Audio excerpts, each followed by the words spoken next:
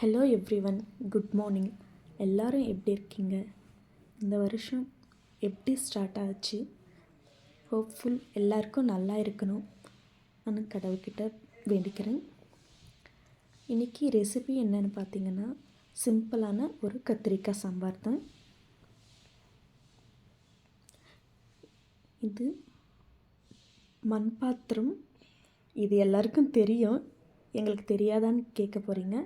இந்த மண் பாத்திரம் ஊரில் இருந்து வாங்கிட்டு வந்தோம். எப்படி இருக்குன்னு சொல்லுங்கள். அதே மாதிரி இந்த ஜார் டிமார்ட்டில் பர்ச்சேஸ் பண்ணோம். 2 ஜார்ஸ் பர்ச்சேஸ் பண்ணேன். பனங்கற்கண்டு, அதுள்ளே இருக்கிறது பனங்கற்கண்டு. உங்களுக்கு அதை எப்படி யூஸ் பண்ணணுன்னு தெரிஞ்சிருந்தால் எனக்கு கமெண்ட் பண்ணுங்கள். நான் குழந்தைங்களுக்கு பாலில் போட்டு கொடுக்க தான் வாங்கிட்டு வந்தேன். வேறு என்னெல்லாம் அதை வச்சு மேக் பண்ணலான்னு சொல்லுங்கள். இப்போ வாங்க சாம்பார் எப்படி பண்ணுறதுன்னு பார்க்கலாம்.